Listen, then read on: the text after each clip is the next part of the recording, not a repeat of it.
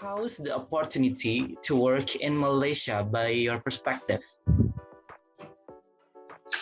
So, okay, so as a fellow Malaysian, so I always believe that the equality is always there. So for me, it's actually, you know, the opportunity to work has the relation with your skills. Let's put it this way, right? It's a very straightforward thing. And because if you see it, the more skills you have, the more opportunities that will open for you. It's a very fair game, right?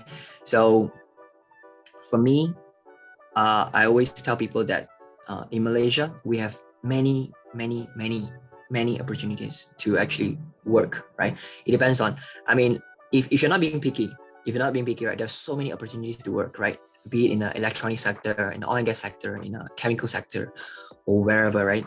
There are always jobs for us actually. But it's just a matter of if we are fit into that position. So, and again, that comes to your skills again, right? So I always tell people this: the more skills you have, the more opportunities that will open for you. It's a very fair game. In terms of that, I mean, of course, you will hear people saying that, you know, there are so many unemployment in Malaysia, and especially this pandemic period, there's so many layoffs, there are so many people losing jobs. I mean, this is probably something temporary, but I mean, in the long run, in Malaysian overall, we have quite a lot of opportunities to work, right? So I'm really grateful. I'm one of the lucky one. I'm not saying that I'm the best. I'm saying that probably I'm one of the lucky one, if you like, right? I do put a hard work, but sometimes you just need the luck to be in there, right? I'm not sure if you believe this, but I do believe this. Yeah. So always have that humble mindset and always eager to learn more, and that will actually opens up more opportunities for you to work, and that's Malaysia. Eager to learn more, guys. Yeah. So Dennis, can you describe with 1 or 2 words maybe about your current workplace? Okay. If I would have to put this right, equality, because 𝗏𝗲𝘁𝗶𝗏𝗂 is a perfect equalizer. So nothing matters but your capability and performance. So not your education background, not your gender, and not even your races, not even your ethnicity, and not even your culture background differences.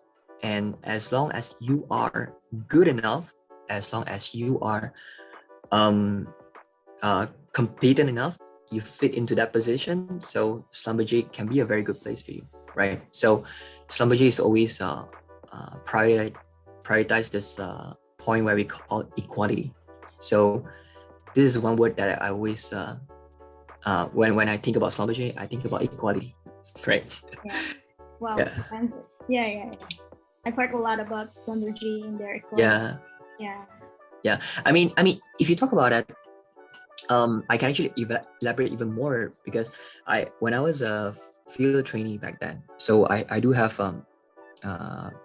those female engineers that actually go to offshore and all that, because that kind of mindset saying that only men can go to offshore, that kind of mindset is wrong. It's totally wrong, because in 𝗏𝗲𝘁𝗏𝗂 there's no this kind of thing. Everyone is equal, no matter your gender and all that, right? So men and women, they can do the same thing, right? They have the same capability as long as they are good enough, right? So that's the thing.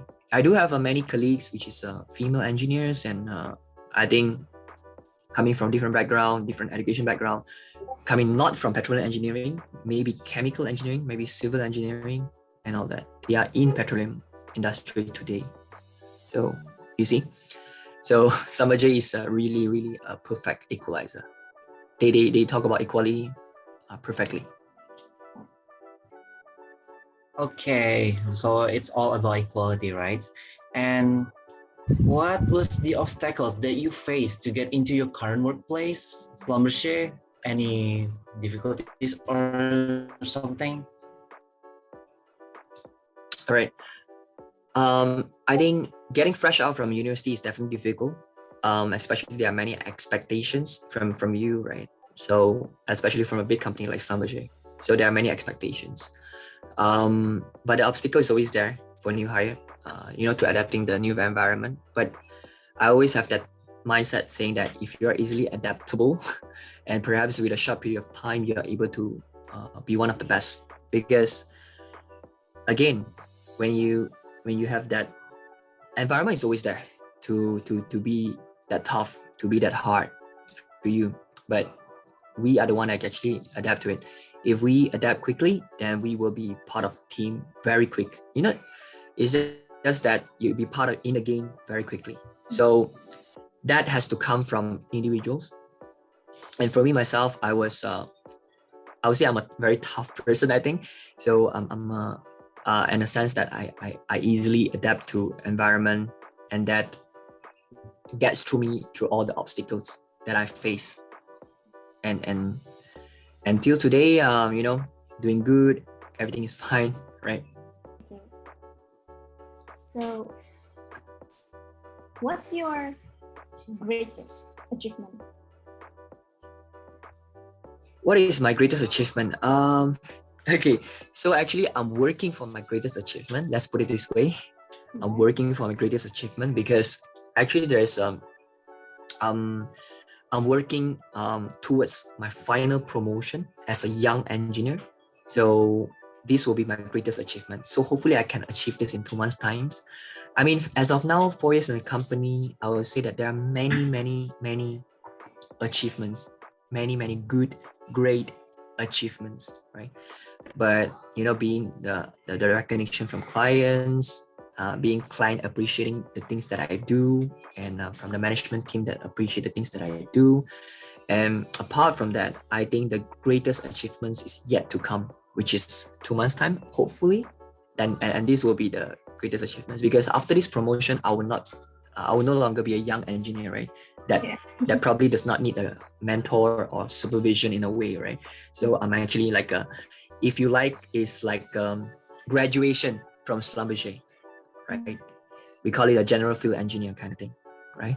So like you study in university for 4 years, and then the day you get the convocation, you say, Mom, I did it, like that day kind of thing. That's the graduation from 𝗟𝗶𝘁𝗶𝗂𝗧, we call it, right? So yeah, hopefully I can achieve this in 2 months' time. So wish me luck. All right, that will be my greatest achievement. Wish you very best of luck. Thank you very much. Okay, and is being a reservoir engineer is it really your dream job? Okay. So to be honest, it wasn't really. So I have to be honest with you, right? I'm a very honest person. I only tell you the thing that I really feel it. So it wasn't really. My dream was to become a field engineer, to be honest. But recruiter told me that time that they don't have a vacancy, right? So when I joined in 2017, if you still remember, 2017, it was only the beginning of the I think that there's still the downturn of the oil price, and there's not much of an activity in a sense, right? So I was actually probably the only lucky one that get recruited, and then because at that time it wasn't any recruitment ongoing because they don't need that much of people, right? The recruiter told me that there was any vacancy and in field engineer, so there is a reservoir engineer, do you want it? And I was thinking, should I actually take it? Because I actually like field engineer. But at that point of time, I was saying that, okay, so let's just take it, and I'll take the risk, and I'll take it as if I learned something new, as if I'm going something new, and as if that I actually will love it in a sense, right? So I didn't think too much, and I said, okay, let's do it, So I always believe God is fair, right? And I always have a better plan for me. And right now, I'm actually loving my job more and more with time, and I say that this is really what I want. So yeah, so I always believe God is fair. God always give you what you need and not what you want, right? What's the best for you, right? Right. So you can never I mean, sometimes, you know, the things that we see that we want, but we do not know what happens in a 2-3 years time. But only God knows what happened in 2-3 years time, right? And our future. So here I am. So I get what I need from God, right? So I'm very grateful, humble, and very happy. Yeah. Oh, what a wonderful answer. That was very inspiring, right, Shiva? Indeed, and we can see a lot from this perspective, and I hope you guys can see it too, guys. Yeah. True. We also gain an insight or understanding about Dennis and Malaysia itself. Yeah. Okay. The fun isn't stop here, guys. We will have another session, and it will only fill the love and joy because we're gonna do the big one session with Dennis. Okay, are you ready, Dennis? Yes. Okay, so basically you will only be given 2 choices that you will need to pick as soon as possible. Okay, and how is next, Shiva? Yeah, you have to answer it right away. Okay. Okay, all right. So can I get a choose? Can I get a choose, right? Yeah. Okay, all right. So yeah, go ahead. Over to you, Dafa. Okay, but first let me check the connection. My connection first. Are my voices clear?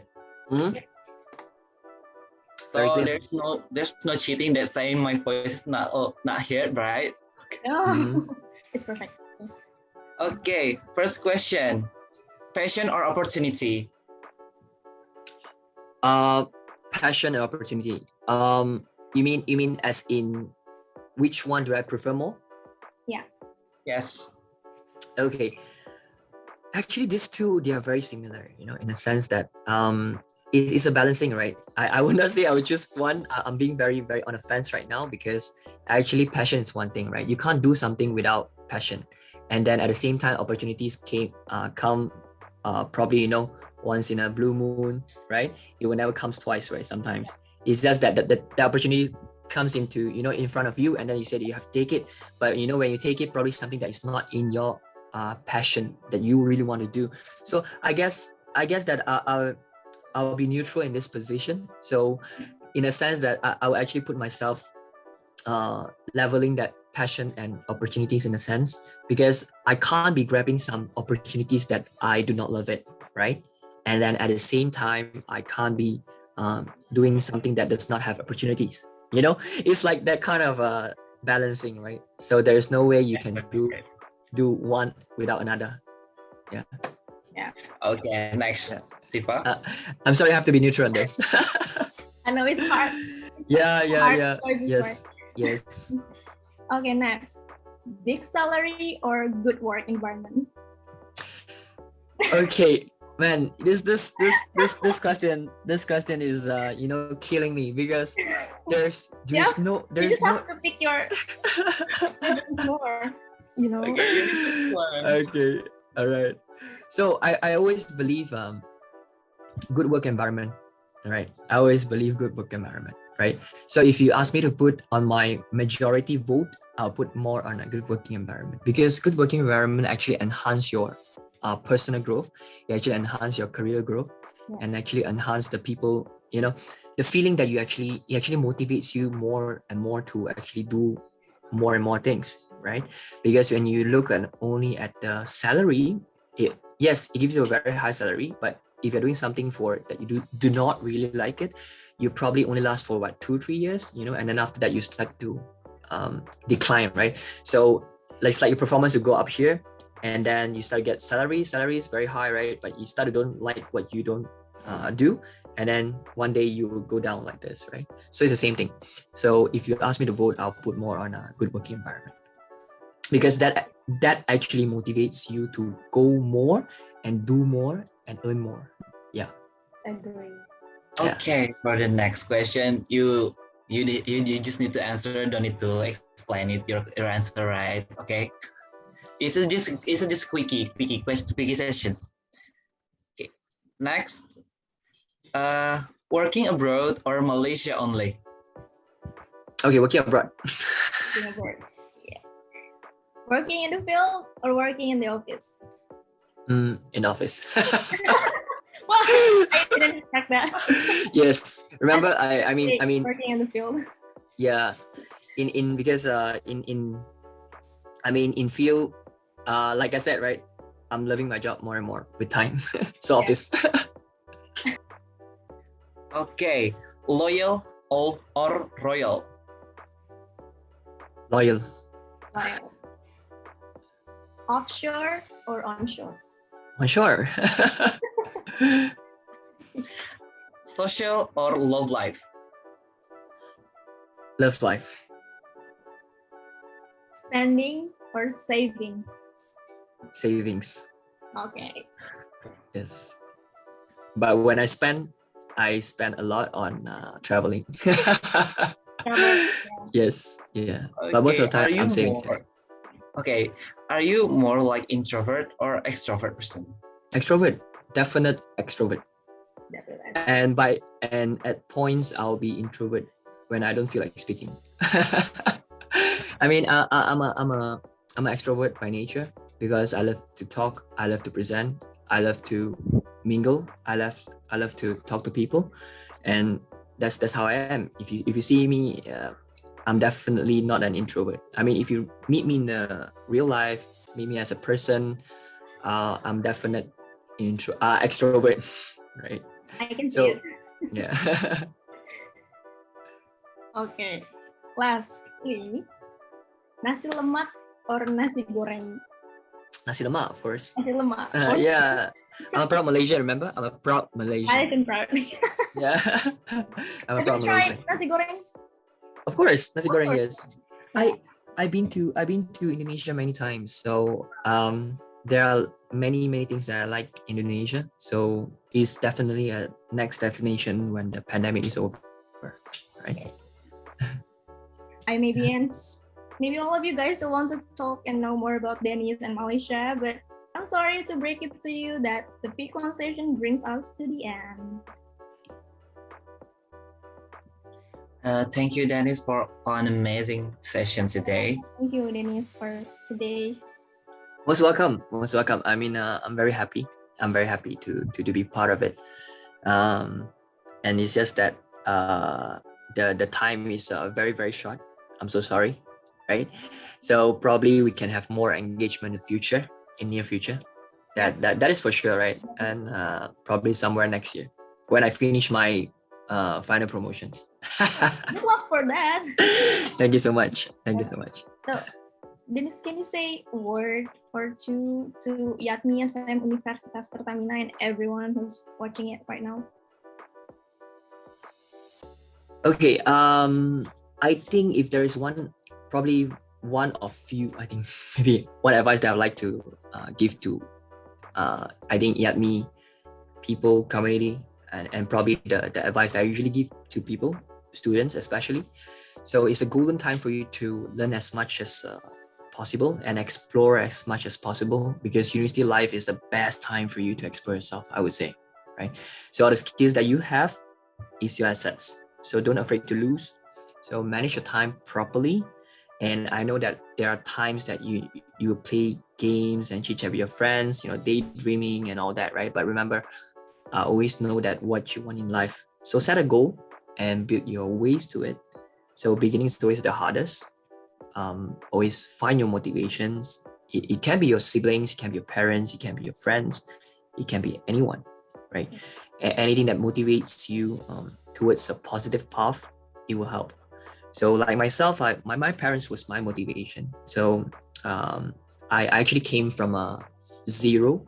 So in a sense that I actually came up from a very small town, from a very below average family, right?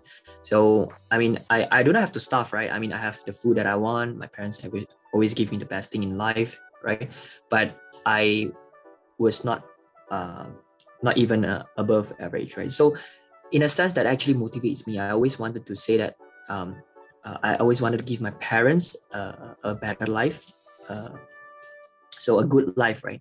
So that is why it actually motivates me. My parents always been my pillar of strength and my motivation. And so I would just let you know that always find motivation. It can be your parents, it can be your siblings, it can be anyone, right? some people, anyone or idol or any of the celebrities or whoever that actually motivates you to be better in a positive way, that will help.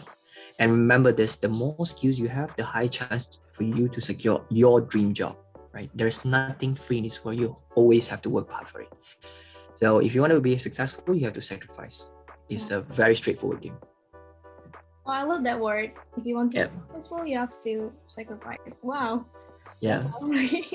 Let's put it in one sentence. Nothing worth having comes easy, right? Yes, exactly. So yeah, I always believe so. Okay, thank you so much, Dennis, and thank you so much for all of you guys. And do not forget to give this video likes, comment, and subscribe to this channel. See ya. See ya, guys. See ya.